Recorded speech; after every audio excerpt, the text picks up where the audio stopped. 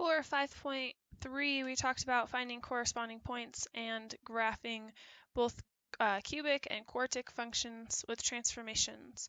The good news about cubic and quartic functions is that their transformations are no different. It's just the points that they start with are going to be different. So remember, cubic functions are to the third power, so x to the third, and quartic is going to be x to the fourth. Let's go ahead and take a look at some examples. So we can see right here, this is a cubic function. I just know that from the points that I'm given. Again, it doesn't really matter. The transformations are all going to be the same, or they're going to act the same.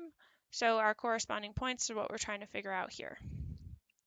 If I look at g of x, I see that we've got this 2 going on. This 2 is outside of the parentheses. It's in front of the entire function, so it's an a value. Right? It's being multiplied by the entire thing. That's an a value. I also have this -2 over here, which is a c value. The reason I know that is because it is inside the parentheses being added or subtracted. Now, if you look at your 5.3 notes, you should see that we've got this coordinate notation. It says any x and y value are going to change in the same way. So the things that are changing x are the b values, which we don't really focus on unless it's a negative. Just so we have it though, it's 1 over b minus c. And then y values are being changed because of a values and d values. So we're looking at that. So I see here, because in g I have an a value and a c value, both my x's and my y's are going to change. So let me list out xy is going to become, we don't have a b value, so we don't need to worry about that, but x will change because of this c value. Now, this is going to take us to the right. If I'm going to the right 2, I'm going to be adding 2 to all of my x values. The a value is a little bit weird here because it's negative, so we've got -2 times whatever y we were given. That's going to do 2 things. It's going to stretch the function vertically, and it's going to reflect it. For right now, we're not super worried because we're just doing corresponding points, but it's good to know.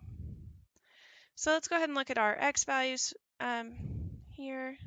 I'm taking my x values and I'm just adding 2 to them. So 0 plus 2 is 2. 1 plus 2 is 3. And then 2 plus 2 is 4. So there we've got our x values taken care of. I'm going to do the y values next. I'm going to take all my y values, which are here, and multiply them by -2. 0 times -2 is still 0. 1 times -2 is -2. And then 8 times -2 is -16.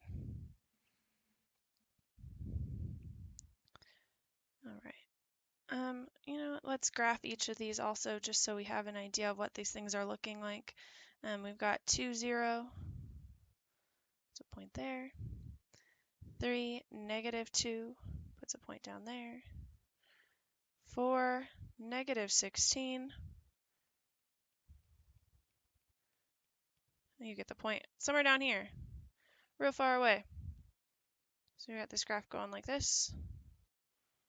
And then if we remember, cubic functions kind of look like this squiggly little snake line. So that's what our graph's going to look like. Again, look, it was moved to the right 2, and it's really stretched out and upside down because of that -2. Let me erase a little bit before we move on.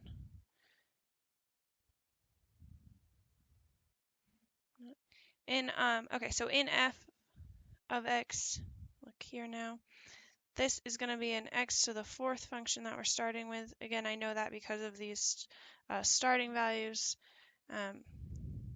Doesn't really matter, except for when we go to graph it, we should probably realize it's not going to look the same as this one over here.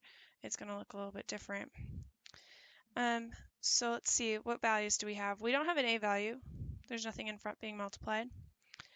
We do have a c value right here. C value that's positive, it has a +1 like this, is going to move move our graph to the left 1.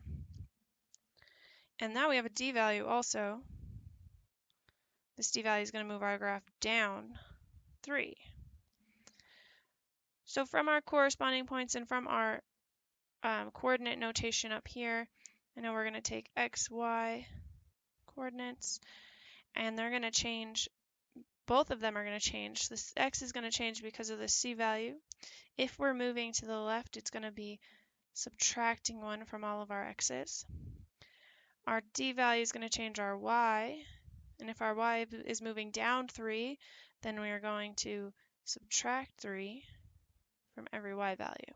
Okay, so let's go ahead and do our x's. 0 minus 1 is -1.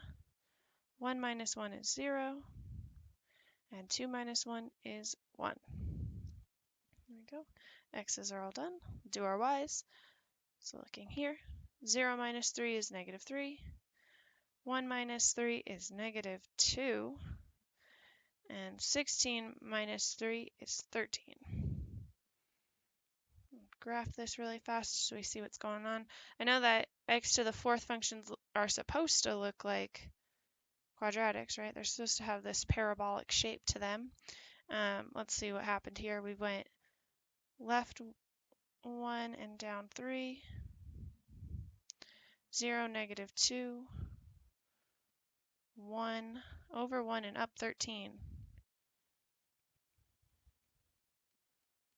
Oh, all the way up here. I'll start going back up. So look at that.